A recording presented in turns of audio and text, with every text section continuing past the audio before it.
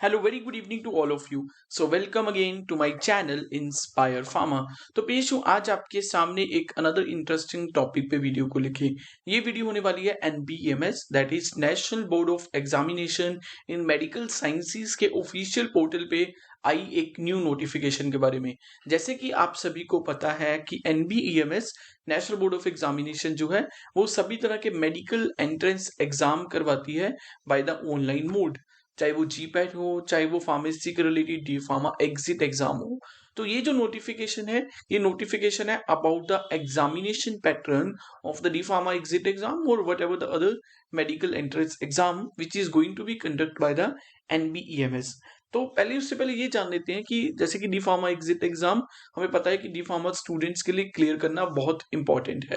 अगर वो क्लियर करेंगे तभी वो रजिस्टर्ड हो सकते हैं as a D pharma pharmacist. तो लास्ट ईयर पीसीए ने ये क्लियर कर दिया था, फार्मेसी काउंसिल ऑफ इंडिया ने, कि डी फार्मा जो एग्जिट एग्जाम जो है वो उसमें 3 डिफरेंट पेपर नहीं आएंगे, एक ही पेपर होगा। बट उस पेपर में क्या क्या सेक्शंस होंगे, कितना टाइम मिलेगा, वो उन्होंने इस पर्टिकुलर नोटिफिकेशन में क्लियर कर दिया है थ्रू द NBEMS। NBEMS ने क्या बताया है कि जो एग्जाम होगा, जो क्वेश्चन पेपर होगा, उसके 3 डिफरेंट सेक्शंस रहेंगे, section A, section B and section C. And हर सेक्शन के अंदर 50 क्वेश्चन रहेंगे और हर सेक्शन के एक क्वेश्चन के 50 मार्क्स रहेंगे। बट सबसे इंपॉर्टेंट चीज क्या है कि मान लो आप पहला सेक्शन ए आ गया, उस ए सेक्शन के लिए आपको 50 मिनट मिलेंगे।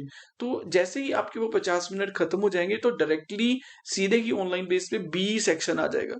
यानी कि आप ऐसा नहीं कर सकते कि किसी सेक्शन को आपने ज्यादा टाइम दे दिया और दूसरे सेक्शंस को आप कम दे रहे हो। ऑटोमेटिकली 50 मिनट खत्म होने के बाद जो स्टूडेंट जो है वो डायरेक्टली बी सेक्शन पे शिफ्ट हो जाएगा। सिमिलरली बी सेक्शन में 50 मिनट मिलने के बाद वो डायरेक्टली सी सेक्शन में शिफ्ट हो जाएगा। So this is what the new pattern which is release by the NBEMS के 3 सेक्शन रहेंगे, 3 सेक्शन के लिए 50 मिनट मिलेंगे और 50 मिनट अगर ए सेक्शन पे आपने 50 मिनट लगा दिए, आपके 50 मिनट खत्म हो गए, तो आपको वो 50 मिनट खत्म होने के बाद दोबारा मौका नहीं मिलेगा उस सेक्शन के किसी भी क्वेश्चन के आंसर को मॉडिफाई करने का।